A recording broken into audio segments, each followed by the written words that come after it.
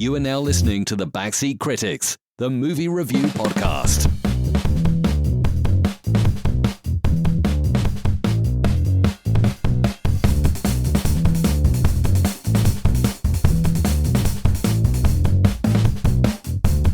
Welcome back. Oh my gosh, I already peaked. Welcome back to The Backseat Critics. My name is RJ. My name is Andrew. This is the podcast where we talk about movies that you should steer clear of. And today we are talking about Darby O'Gill and the Little People. You got to look back at your computer. Go. From 1959. What movie did I just watch? Oh, that's right. It's Darby O'Gill. I was checking. I forget the O'Gill part because I just keep thinking Darby and the Little People. But then I forgot the year. I was thinking 63. I was off. But you're like, we're talking about Darby O'Gill and the Little People. You have to read the title. I forget the last name. How? I know Darby. Throughout the whole movie, everything...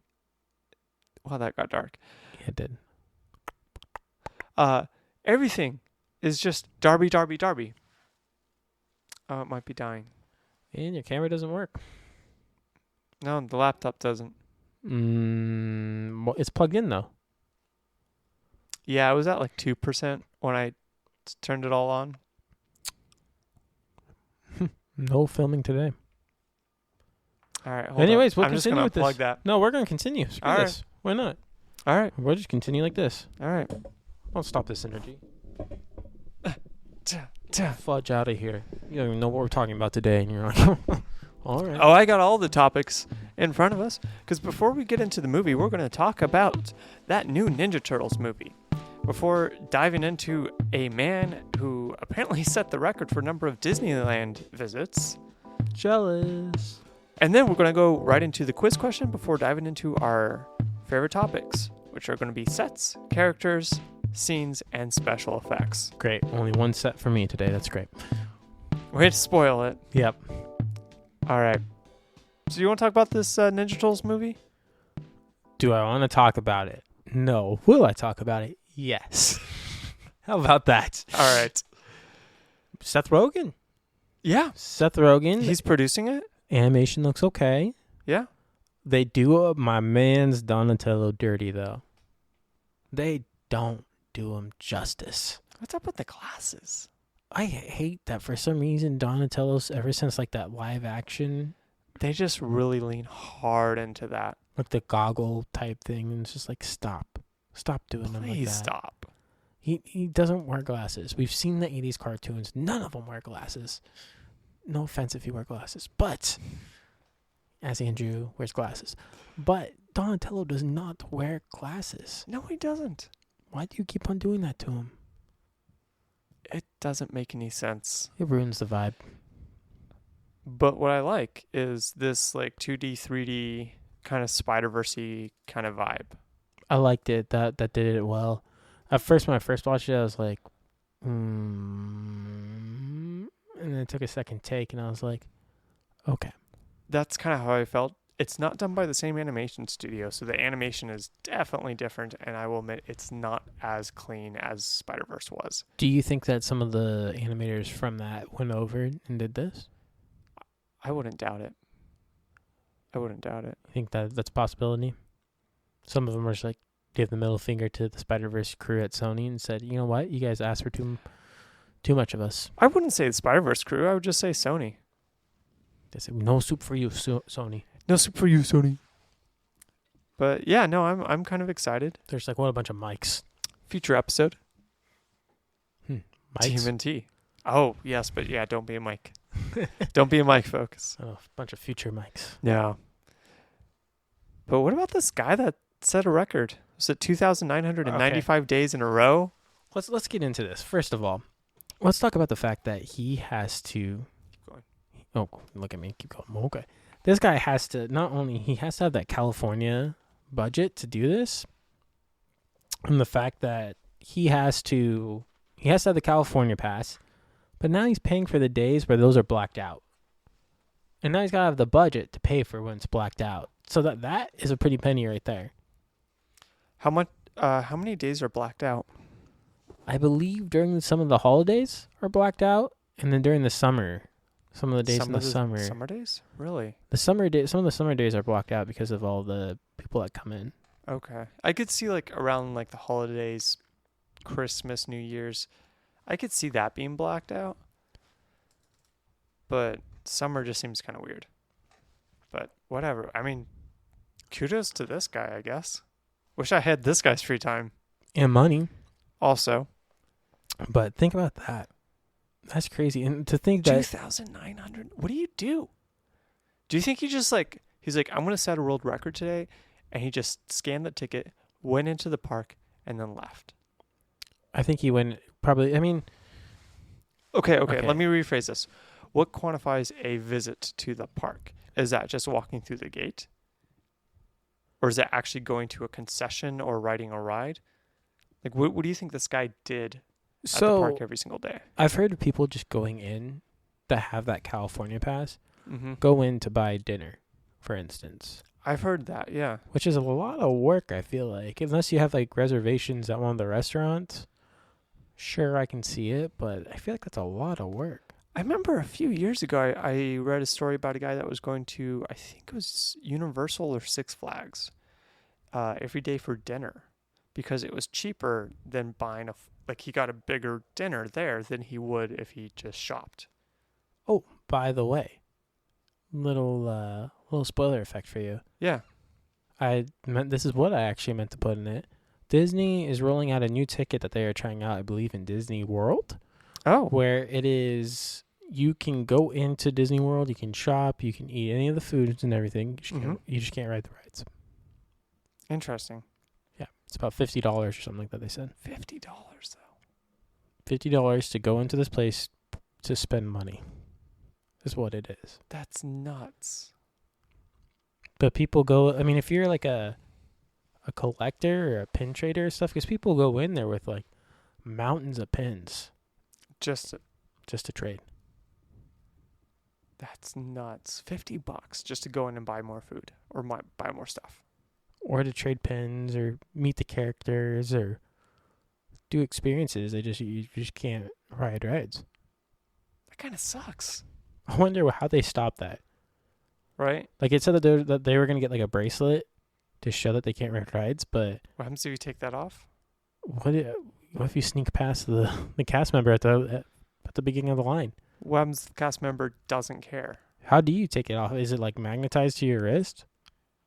Are the cast members actually going to get paid more for checking additional wristbands? Are there additional wristbands right now that cast members have to check before people get on rides? No, there are magic bands though, which is like kind of like a wristband smartwatch type thing. There's not really a smartwatch, but you can load money up to it or tie your credit card up to it, and you just kind of ding, like hold it up, ding, and it'll pay for you, or it'll set your fast passes, that sort of thing. Okay. But there's nothing that the crew members are like looking at and being like, "Oh, you can't ride this ride." No. Okay. So to have this though, I'm just kind of like, okay. Right? It's an interesting concept, and I kind of want to see how it plays out. Because now you're just spending money to spend money. I feel like you're paying to go spend money. I'm curious if this is Iger's decision or residual effect from Chopek. I don't know. Because if it's residual from Chopek, Iger's had plenty of time now to stop it. That's true.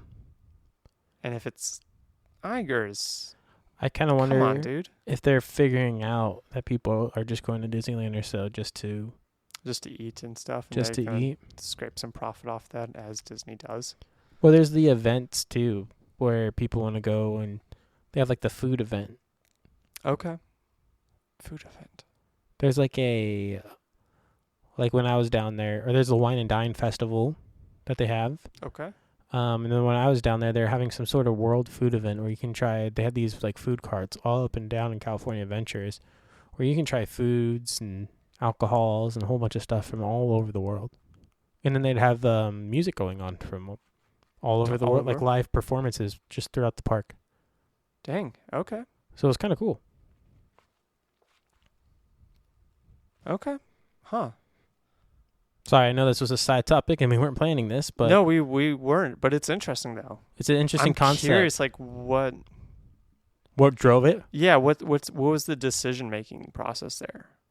I really think it was just the fact of, hey, people just want to come here to eat sometimes.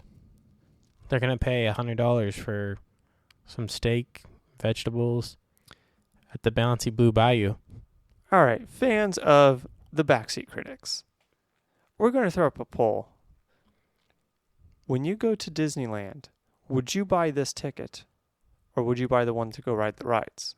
Do you think that How about $50 just take versus... it out? Just take out the would you ride the rides. Would just add, would you buy this ticket? Would you buy this ticket? Just leave it at that. Just Okay. would you buy this ticket? All right, I'll throw that up.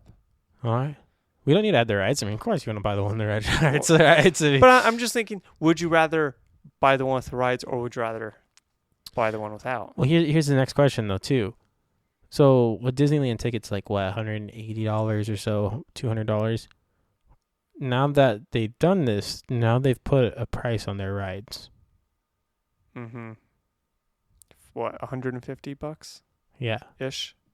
To ride my rides, you have to pay $150 plus Genie Plus. Disney's nuts, man. That is some slick money. Slick moves there. Yeah, they're ballsy. They are ballsy. Yeah. That's some slick moves. Sorry, now it's kind of bringing down the vibe. Let's get back into this. So Darby O'Gill and the Little People, the movie that you didn't know that we were going to do. But before we get into that, we got a quiz question and an intermission. Oh, right away. Going to intermission. Okay. Quiz Yeah. question. Hit me. Yeah, quiz question. So, there's a special effect used in here that I was absolutely just adoring. It's called the Schuften effect. Okay. It's a process by filming people through a mirror and projecting it onto a miniature set.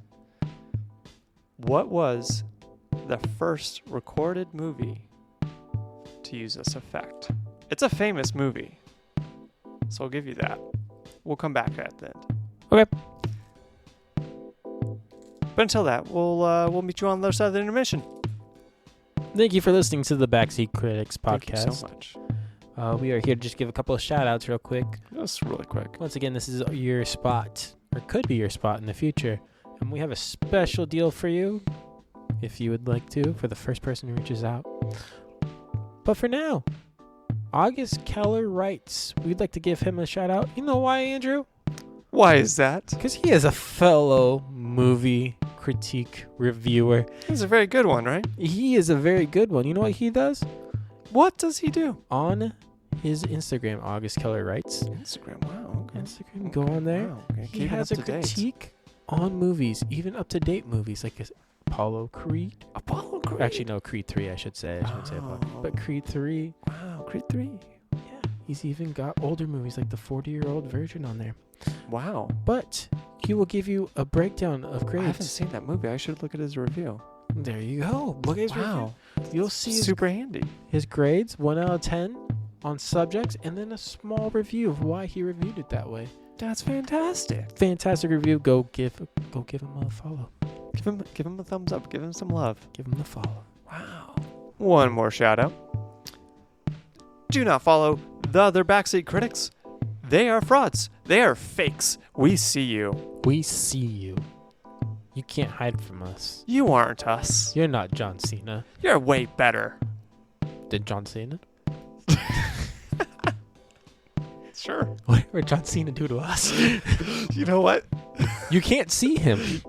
We've seen them all over the place. But we don't see John Cena. But instead of following them, why don't you follow us? Give us some love. Hit us up with a thumbs up on Instagram, on YouTube. You can look us up. We're the Backseat Critics Movie Review Podcast. Just look us up anywhere. We'll be there. For you. If you can't find us there, Ask your mom. if you're out in like North Dakota and you're like traveling through some places and you're like, hey, Ask your I Aunt wish- Debbie. I wish I could find some Backseat Critics right on a toilet stall. Where are the Backseat Critics? Write it 3 times and we will be there. Or just shoot a flare up in the air. Big Earl will come pick you up. Take you to the computer and say, here's your lesson. Right. We love you, big girl. And now back to the show. What? At least you know where to cut it. Right? Sure. Let's get into topic number 1, characters. Oh no, I forgot to record something for the characters. So here's something. Characters. Who are they? What are they doing? I don't know. What was your number 1 character? I'm going to go with the Leprechaun King. You know what? That was a good choice. That's a fantastic choice.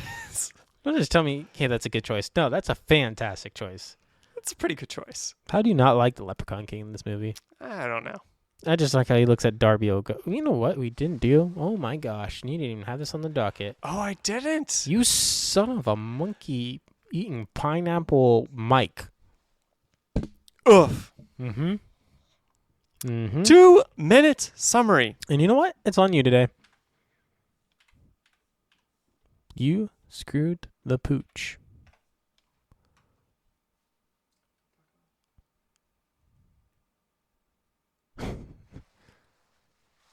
Business official.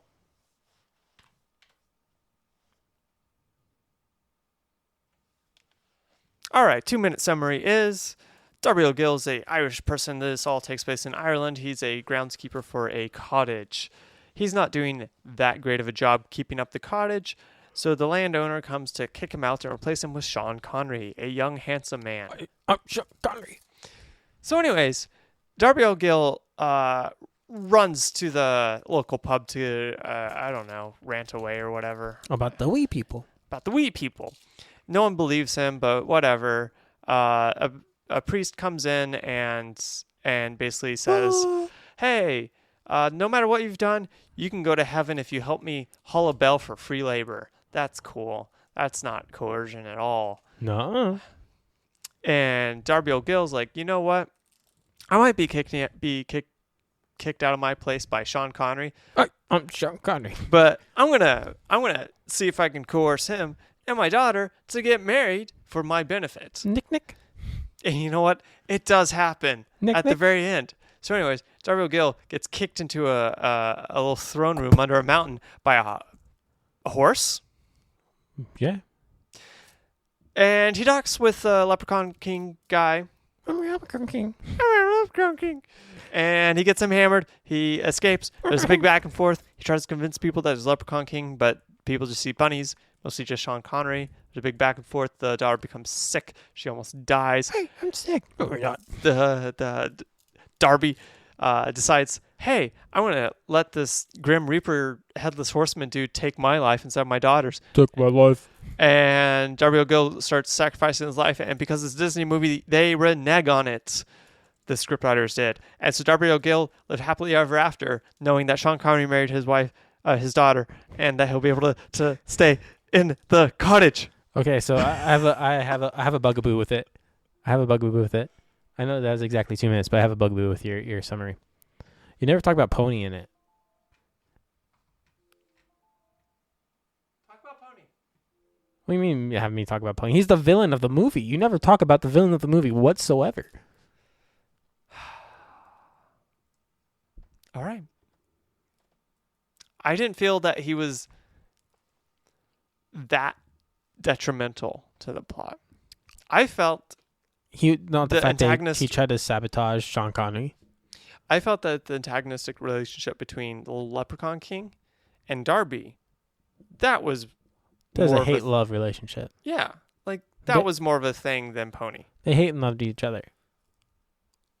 But anyways, we'll get into this when we get into characters, which is right now.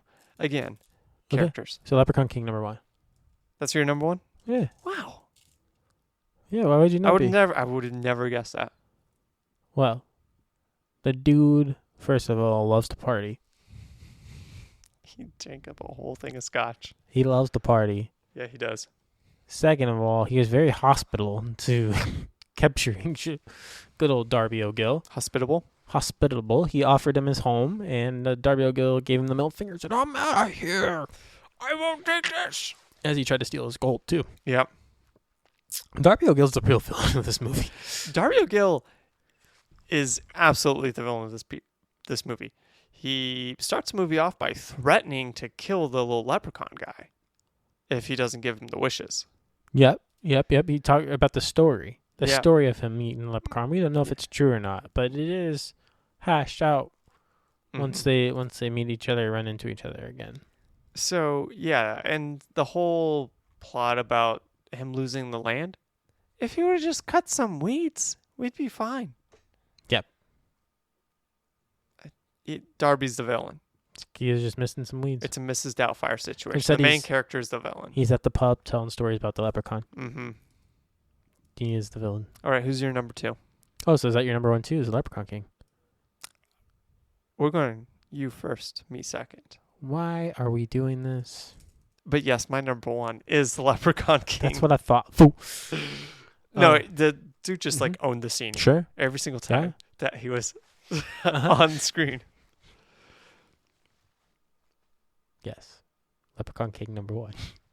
Also, dude was a lush. Loved him. Number 2. I'm gonna go with Sean Connery character. What? Yeah, I'm feeling Sean Connery. Sean Connery. Yeah. The best acting he's ever done in his life. Why? Why? I don't know. I was just feeling him.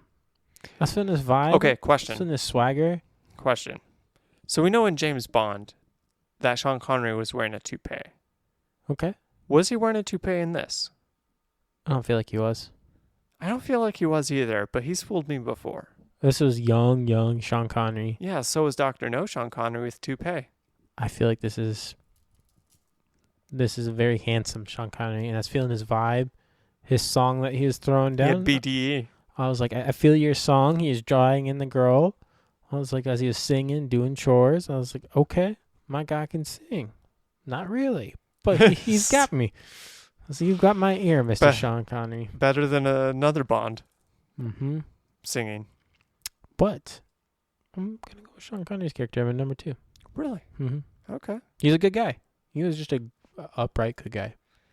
All right. So my number 2. Darby O'Gill. Oh, you read my piece of paper over here? Because I Oh. actually mixed it up. No. Okay. Darby was my number 2. My number 2 is actually Pony. Pony, because now I Pony. brought him up, and now you're like, well, he's not good enough to say in the 2-minute summary. But here you are bringing up as your number 2 favorite character, but he's not good enough to bring in the summary. Because Oh, okay. he wasn't detrimental to the plot enough. But I just loved how this dude, every single time he was in the scene, he was trying to fight somebody. He was always wanting to punch somebody, ambush them, grab them. He was just always hostile. So, if you don't mind, I'm going to lead into my number 3. He had LDE. My number 3 is the bartender. Oh, really? Reason being is because that guy goes to Pony and goes, if I was 10 years younger. Well, bro, you don't have Pony at all 10 years ago. No. Like, Pony's a strapping young lad. Like, Yeah. he is Dude, ready- it's Gaston. basically, like, he's ready to he had Sean Connery in a chokehold. He was ready to beat the crap out of him at one point. But that bartender wasn't even afraid. And he goes, no more whiskey for you. We're Stout. cutting you off. You know, it's funny. He still gives him a stout. Right? I was like, okay, no more whiskey. But Also, you Here's some want a beer. death wish? Cut an Irish person off their whiskey. he gave him his beer. We just lost Ireland. Yeah, thanks. You know what? This is the movie that I thought, you know what, we would be repping our boys up there. But nope. Nope. Because we're talking about my number 3 character, Which is? Darby. The real villain of the movie. Absolutely. I mean, the guy was the driving force behind the whole movie. And I don't know. I just kind of, enjoyed him. He was fun. Crazy old man. That was a dude where you could sit down and he would tell you the story of Old Greg. He is the equivalent to Maurice in Beauty and the Beast, Yeah. where he comes back and Maurice is like, there's a beast in the castle. They have my daughter. And I think this one's kind of the same. I have my leprechaun. I got my leprechaun. He got grants me 3 wishes. And I asked for 4, and he got me. Twice I've asked for 4, but Yeah. I won't be fooled again. Yeah. That was probably good. I mean, Did you hear that line, how his wife was taken from him by the banshee? Yeah, that was wild. But they never go into that. He's like, I'm not letting them take her like they took my wife. Like, what? Mm-hmm. What? Well, where did you mess with the banshee before? Right? Which is wild. I also thought I want a movie about like young Darby.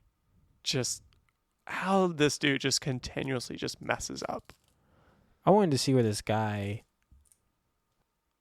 I just lost Good my train of story. thought. Good story, bro. I lost my train of thought. Oh my Yeah, gosh. well, it was it's a short train, so Yeah, it's not there. we're going on to the next. Hold on, I next want to see if I topic. can't bring this back together. We're talking Hold on. sets. Sets. Let's talk about sets, baby. Just you and me. Okay, my one and only set is the Leprechaun Lair. Really? Mm-hmm. Wow. That's my only set. So lame. I didn't see it as a Leprechaun Lair of sorts, but I did enjoy just the fact that it was like a cave almost, and how it opened up all the leprechauns came running out. But that's my only set. So you can go into your 1, 2, and 3, but that's my only set. That's fine. We can go on to characters. It's like, okay, now we're cutting that one out. We're cutting that one out. I'll just include my sets in the visual effects. Okay, whatever you gotta do. I always gotta make you feel better. They're the same though. Characters. We just did characters. And by characters, I mean, what were your favorite scenes? We're off to talk about scenes. What's happening? The magical What is going wizards on? of scenes. I'm so confused. Everything. Ay. All right, It's been a day, dude. I can tell. Jeez, get together, my guy. First, you don't even know what movie we're reviewing. I don't. Okay, so favorite scenes. My first favorite scene is going to be when they go into the leprechaun lair and they're dancing and doing their jig and having a grand old time, and Mr. Papa, Leprechaun King, sitting It on just his throne. escalates so much Yeah. to the point where they're just running around the throne on horses. A dance erupts into horses. Well, they call it the Chase of the Fox, which Okay. isn't that just Peter and the Fox? Or right? Or Peter? No, that's Peter and the Wolf. I was thinking of. Never mind. Yeah, no, wrong movie. Why haven't they made like a live action of that? Why would they? Dude, Peter and the Wolf was the crap back in the day. Yeah, it Like- was. Like as a kid, like that's a movie I was written for the library, for the cartoon. So why would you do live action? Because I think you can make it really good. Because it's perfect. I mean, really good as in really bad, but perfect for us to watch. Any material we can get, So we'll take it. please make that movie. Like just Cocaine Bear, like it's the same thing. Right? Peter and the Wolf. You can make the wolf like CGI, super scaried up, and then make Peter like 12 feet tall. No, you mean the wolf? Yes. Yes. Make the wolf 12 feet tall. Voiced by Paul Giamatti. No. Yes. No, and I want to see like the, you know how you make it really good is that you make it like, Hey, Peter. wait, I got this Hey, movie. Peter. I got this movie. Hey, great. Peter. You ready? I'm a wolf. I'm a wolf now. Here's this movie. This movie's gonna be Paul fire. Giamatti. I'm a wolf. So we're past the Peter and the Wolf stage when they're a little boy and the wolf, right? Now we're into where they're older. They had battles against each other, and they're still going to battle. And you got Chris Hemsworth playing Peter, You got Paul Giamatti playing the wolf. Hey, Peter. and the wolf. And I'm in a movie. I think this is a great movie. Okay, anyways, continue. Starring Paul Giamatti. Nope. I had a great movie there. That was going to be a really great bad movie. Hey, Peter. I'm a wolf. Okay, so my favorite scene though is the leprechaun lair. Yeah, mine's actually exactly the same. Leprechaun lair. Leprechaun lair. I just love how it starts off with just a modest dance, picks up, and then they're riding horses. Yes. It was just fun. Fun watching these little dudes dancing around. The effects that go into it, which we'll get into later. Mm-hmm. Just fun scene. Mm-hmm. So, absolutely fun. What was your number 2? My number 2 is actually when he is drinking with the leprechaun to trap him. And then in the morning, Darby O'Gill, that sly dog, he goes, I got you. It's sunlight. You can't use your powers. And he tries to run through the door. And then Darby O'Gill's like, sick him. And puts a cat out there and traps him. I don't know. It's just kind of fun. Like you said before, the Leprechaun King steals the stage. He does. Every single time. And I think this was a scene that was like using a lot of him. So. All right. So, yeah, mine's number 2 is actually exactly the same. Is it? Yeah. I keep looking back, but like, maybe our number 3s be different. I think our number 3s will be. I'm hoping. But no, I loved that scene where it was just like Darby and the king just like sitting there chilling, just drinking. Creepiest thing in this movie too happens during this scene is where he grabs him and throws him in the bag. Do you see like the creepy doll puppet thing moving around that's supposed to be the leprechaun? I was just like, Chucky. Oh my gosh. I was like, nope. What if that was a moving doll actually? No strings attached for them. Oh. They found a possessed doll. And Better movie than Megan. We got something going. Scene number 3 is actually when he comes back with the bell. Oh. Just the tail end. No. When he comes back from the bell, like it's like in the movie, like in partway halfway through the movie, probably. It's further along than that. It's before the daughter gets sick. Way before the daughter gets sick. Not that far. Because while he's bringing back the bell, that's when Sean Connery and the daughter are starting to fall in love. Like he hasn't even made his second wish yet. No, it was after that. No, he hasn't made his second wish yet. They had fallen in love. They already had the whole bed situation where the Leprechaun King's like whispering in their ear while they're sleeping. That all of that had happened. No. Uh-huh. I disagree. I know my movies. Anyways, when he comes back with the bell and the priest looks at him and goes, Darby, what's in the bag? And he goes, would you believe me if it's a leprechaun king? He says, nope. And he goes, there's nothing in the bag. I was like, Darby O'Gill. He's on You some, sneaky cat. he is a Mike. Such a Mike. Yeah, so my number 3 is going to be the bit where the little headless horseman comes down and is summoned by the banshee and takes away Darby O'Gill. Okay. That was a setup for a nice ending. It kind of gave you the vibes of A Christmas Story.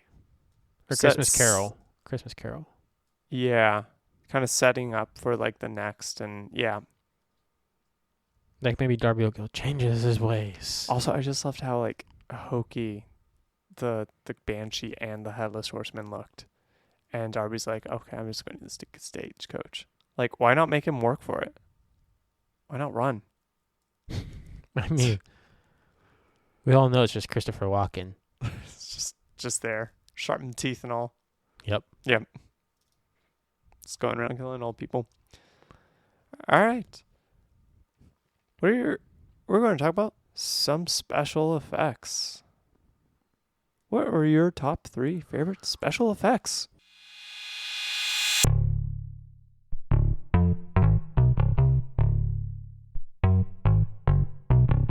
Woo, woo, woo, woo, woo, woo. Number 1 effect is actually going to be how they, I don't know what it's called, but how they use that point of view to where everybody's still the same height, even the small people, but they're filming from further away or so and using a different angle. Or Like they did in Lord of the Rings? Yes. Forced perspective. Mm-hmm. Yep. They would... like what they do in Disneyland, for instance. As we are a Disney podcast of some sort, in ways. Sorts. Once in a while. Unofficially. But It's the same thing though. Same thing. Disneyland castle. They try to make it look bigger, Mm-hmm. and here we are. They're trying to make these guys look big, and they did a great job. They did. They set up stages 25 feet apart to make Darby look that much bigger. And in the shot where it's Darby dancing amongst the little people, and you just see his feet, little people, and the little people behind him. Those little people behind him 25 feet away, and then there's puppets set up in front of the camera mimicking little people.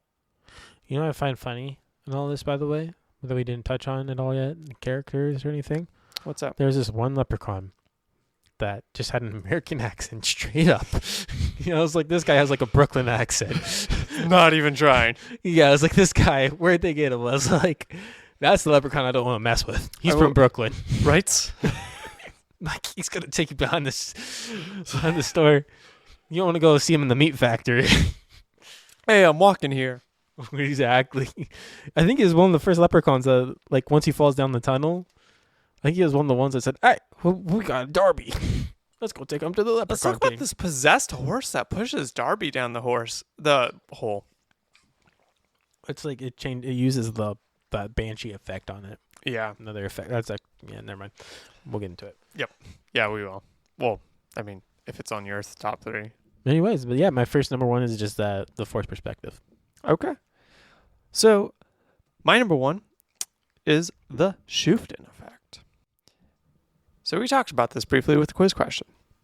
This is an effect where you have a mirror, and the mirror is reflecting a tiny miniaturized set, town, city, little people, or a stage 25 feet away with little people dancing around a massive throne.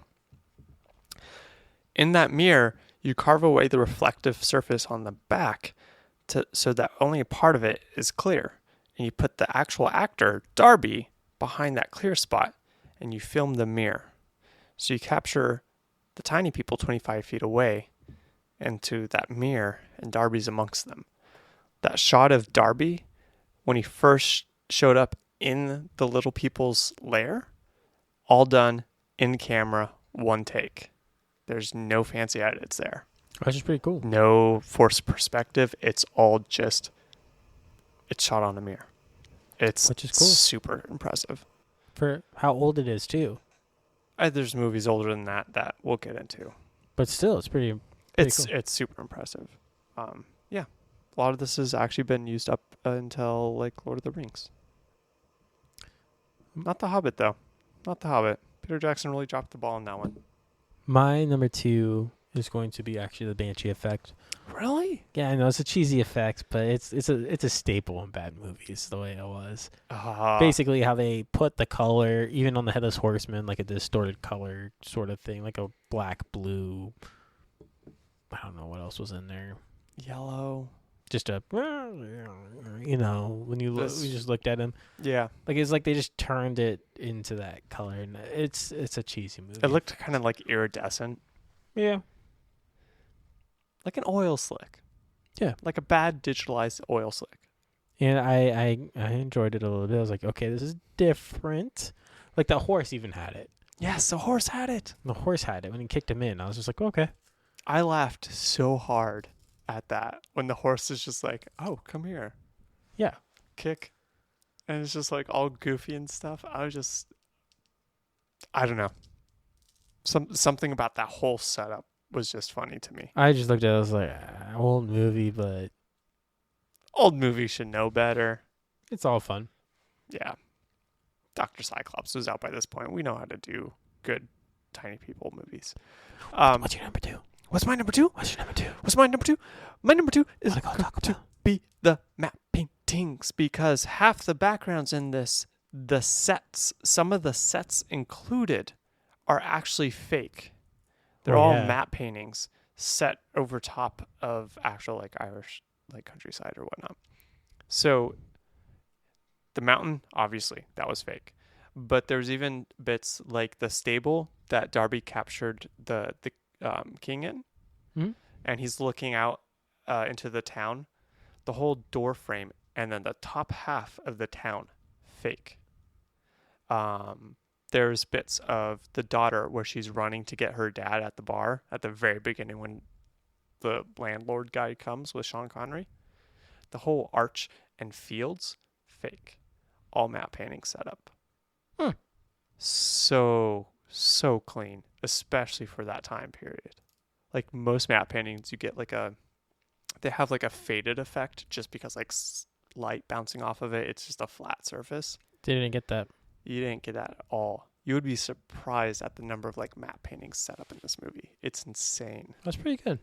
So that is my number 2. And that is why I was saying special effects. Part of the reason why I was saying special effects are the sets. It's a special effect that's used on the sets, but it doesn't mean that I need to enjoy the sets. But also, I mean, the whole Shuften effect. Like, that's a set. The whole I think the effects are more important than the set itself. I don't know. A lot of the effects are contingent on the sets. I agree to disagree. Well, you're wrong. Okay, that's cool. All right, what's your number 3?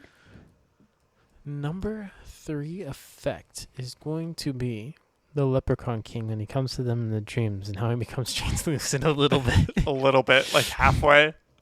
And how they make him like appear like on the bed and stuff like that. I kind of enjoy that. My number 3 is going to be basically your number 1, which was the forced perspective, especially when Darby was dancing amongst the little people. There was one shot in particular. There's a whole set built for it. Again, to my point, where Darby was right up next to the camera. People were 25 feet away. It was all built in like this cavernous kind of area. You would never notice it. There's actually a little tiny seam amongst the tiles that if you look, you can kind of see. Or what about when the Leprechaun King is being chased by the cat and he hides inside the pitchfork? The giant pitchfork? Yeah. I'm still going with that forced perspective with Darby in the middle.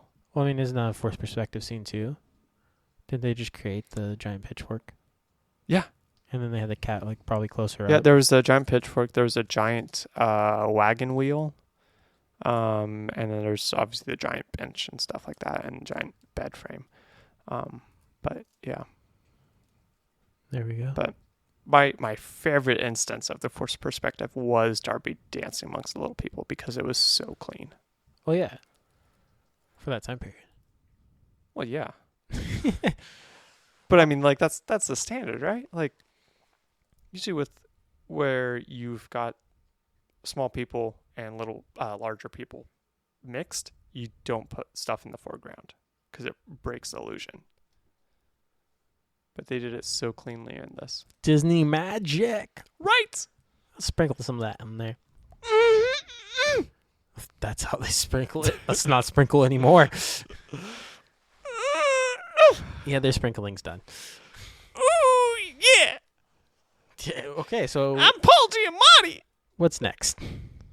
Well, that's it. We're going into final thoughts, and we're going to answer that quiz question. My thought on it, I'm probably wrong, is Wizard of Oz.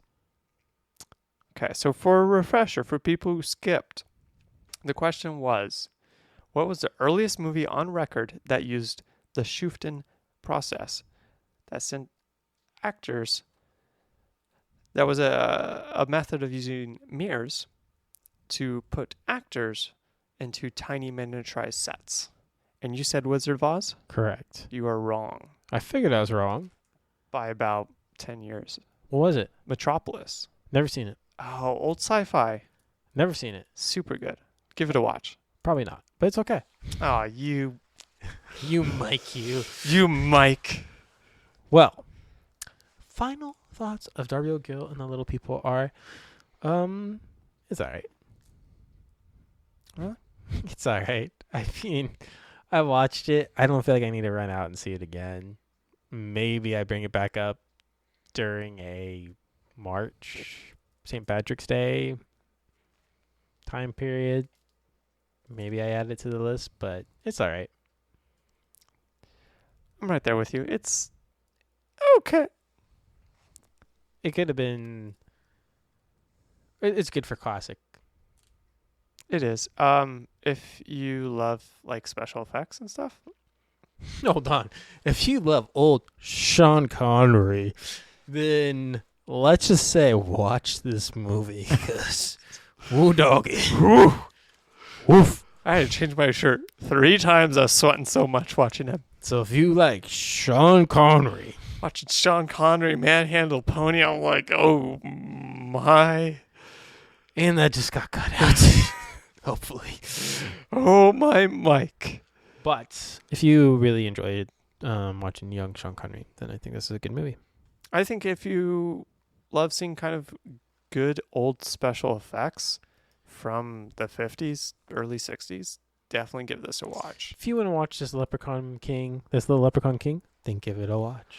If you want to watch some Irish people get drunk and then angry at each other, watch this movie. If you want to watch this movie. If you want to watch the main character of a movie also be the villain, watch this movie.